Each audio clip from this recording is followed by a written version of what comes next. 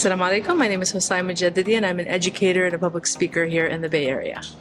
Assalamu alaikum wa rahmatullah. My name is Dr. Sadiya Dhanani. I am a child and adolescent psychiatry fellow physician and adult psychiatrist. Thank you so much for joining us today and for the wonderful talk that you gave us based on for all the, the balances in life that women need. You talked about mental health, but I want to start with, what are the best ways to build a strong support system? You definitely, both of you shed light on that. I wanted to know, what are those methods to build that strong support system, especially when you have people who are constantly putting you down? Great question. Excellent question. Thank you. I would say, first and foremost, where a person lives obviously is going to make a big difference. Right? What access do they have? If they're hopefully in a community that provides services that lend themselves to building sohba, building a community, that's great. But if that's not available to you, I'm a person who advocates for going after what you want and what you need. So being an advocate for yourself, seeking out people who are like-minded, maybe putting out a little bulletin. And we now have social media. We have such easy means to basically let people know that we want to get together, we want to do things, whether that is having like a private home event, or even doing something more if there's an Islamic center or a masjid nearby. Whatever it is, really kind of coming up with a concept, but putting it out there and being vulnerable enough to say, I want to establish something for myself and I would love to invite you to be a part of it, and doing that as a service to oneself. Absolutely. I can actually speak from personal experience of, I moved to the Bay Area from Atlanta in 2020 for my residency when everything was shut down. And so when things finally started opening back up, and I realized I just didn't have a Muslim community here, not because there isn't one, there, mashallah, there's so many people here, but it's because I haven't been able to meet people because of the pandemic. And I put myself in a vulnerable position, went out and did things by myself. I went to events and, like get-togethers and hangouts and things like that, masjid events, etc., by myself, and was hoping to meet like-minded people, right? The masjid might help me meet some like-minded people, these different Muslim kind of events in the Bay Area for people around my age. So I think that was one big thing, is making yourself vulnerable and putting yourself out there. Agreed. And then the second part 100%. Of this is that just because you've met someone in a stage of your life, if that friendship, if that relationship does not serve you in your greater purpose of getting close to Allah, it is 100% okay to take a step back, not in a rude way. You don't need to go call this person out, right? Or even if they are someone who is talking down to you, right? Kind of what you were saying, maybe doesn't treat you well. It is a form of self-compassion and self-care to pull yourself away from that relationship. That's true, which brings me to my next question. What role has your faith played in igniting women empowerment within yourselves, personally for both of you? Oh, 100%. Yeah, I had an awakening, a spiritual awakening, even though I was born into a Muslim family, in my early college years. And it was precisely looking at the role of women in Islam that really ignited a fire within me, because everything I was ever taught was a lie. Whether it was from cultural, things that were notions that were just so outdated and not part of our faith, they were just cultural, or it was, I had religious studies classes and learning about women in Islam from the lens of Orientalists. It just made me realize, no, we have a total different truth and reality. Agreed. And that made me feel like I want to embrace that identity, and then I want to teach it to every young girl and woman possible. And alhamdulillah, I hope I've done that, at least in my own small little circles, but in my own world, I've tried to do that, alhamdulillah. Yeah, absolutely, very similar. Alhamdulillah, I had parents, particularly my dad, who really encouraged me to put myself out there and to really embrace my identity as a Muslim woman, as a South Asian woman, as also with my American identity, right? And he never told me to minimize myself, and gave me examples from the deen that really empowered me to do this work. And then I think what really was so helpful for me is looking into our deen about, and I spoke about this in our talk, what is the difference between confidence and arrogance, humility and self-deprecation? Because we get so confused so easily. A lot of the time. Especially as women, that we should make ourselves small, don't put ourselves out there, don't talk about ourselves, etc. And there are ways for us to use the gifts and strengths that Allah gave us in a means to please Him and worship Him and obey Him without putting ourselves as a highlight, right? We are just a vessel for His work, right? Whatever that work is. And I think when we take it back to that, there is confidence in that without, inshallah, without the arrogance, right? And also being able to hold that humility and knowing that we have so many Muslim women in our history and our tradition who were doing work for Allah for His sake. And we're not afraid of it. We're not afraid of putting themselves in the forefront of things. That's so true. And then you also spoke about, I guess you also touched about it a little, people pleasing. How did you manage to establish boundaries? And especially when you said you did something reluctantly.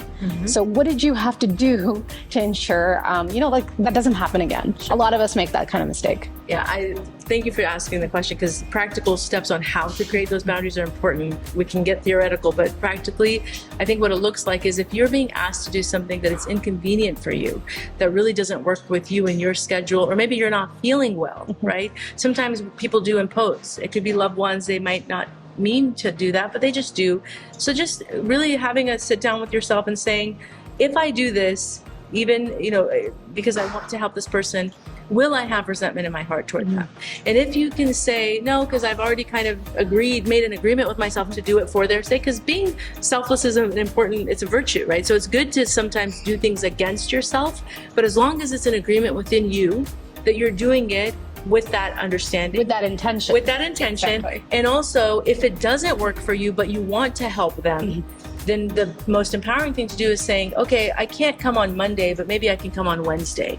That quick little switch, what that does is it puts the onus or the power back in your hands, right? Instead of someone pulling you to do something for them and you feeling like you have no will, you're taking back some control and saying, you know what, I do want to help you, but I think the conflict I'm having is on the particular day or time or circumstance you're asking, it's posing an issue for me, but I could do it when it's more, when it works for me, and this is how that looks. Agreed. And speaking of boundaries and relationships, young women are getting married. What advice would you give those women who are about to get married, who are courting in relationships? Dating, as you know, is not exactly how it was before. It's very much changed and evolved over time, especially for young Muslim women. So what are your thoughts about what is your advice to those young women who are jumping on that bandwagon? How long do you have? Oh, it's like a whole other. How long do you have? That would be a whole I have a lot of advice. Dr. Sadiya, I have so much to say on that topic. No, bismillah. No, bismillah.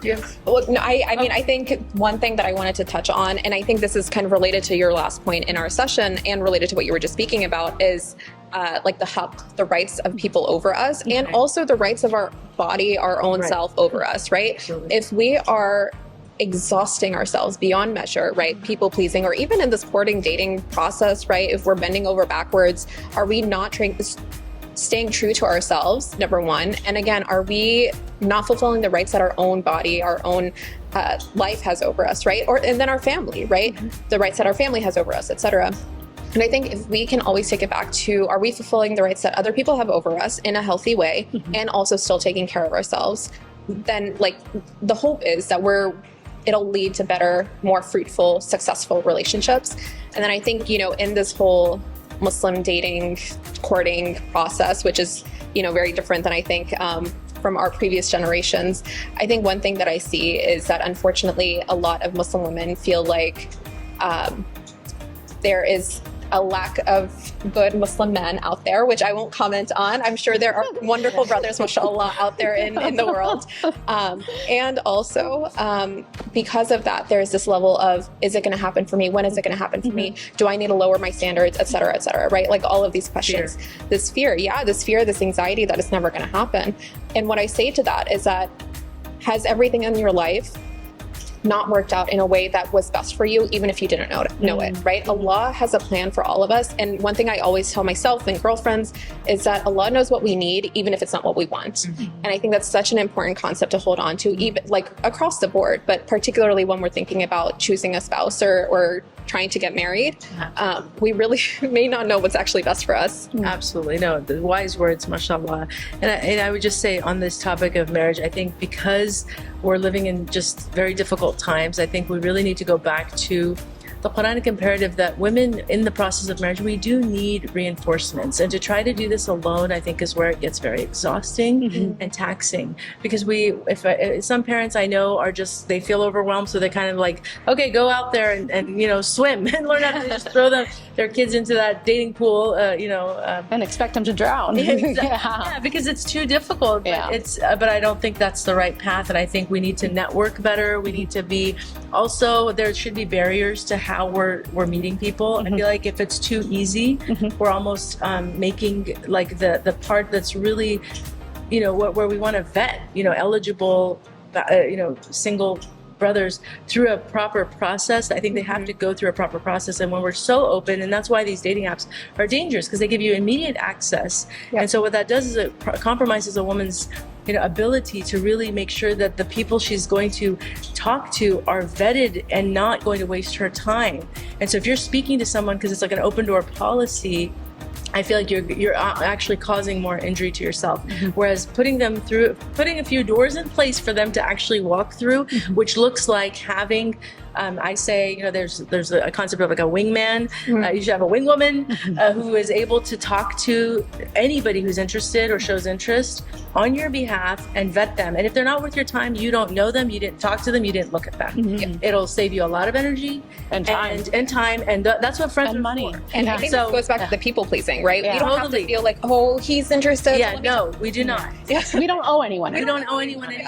And if you and for me, this responsibility that I'm talking about really does fall back on the community, and I would say specifically on your married friends. I tell I've alhamdulillah been able to facilitate some couplings over the years, but I do take that as something that if I am able to do it, I should do it, because it's not right to just leave my young single brothers and sisters to fend for themselves or just swim without a lifeguard. So like we're like lifeguards.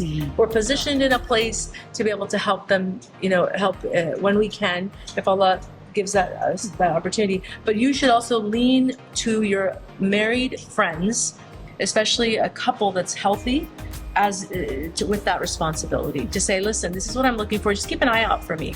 And if someone does show interest, may I ask them to can you interview with them? And that way you're not dealing with the other things. Yeah, the other things, you're just getting emotionally drained by it. Makes sense. So that's just some practical stuff. That's good. Love it. Good advice. Any final thoughts that you'd like to add pertaining to the conference, women empowerment, any of your personal opinions? I just want to thank you. It's been really a wonderful time. It's my first event with all of you. Amazing. Yeah, no, it was wonderful. I think everything just, I'm still processing a lot of the discussion. I wish we had even more time, because we touched on so many great topics, but I've had a really wonderful time. So thank you for the honor. Thank you so much. Thank you so much. Thank you so much. Thank you so much. Thank you so much for real.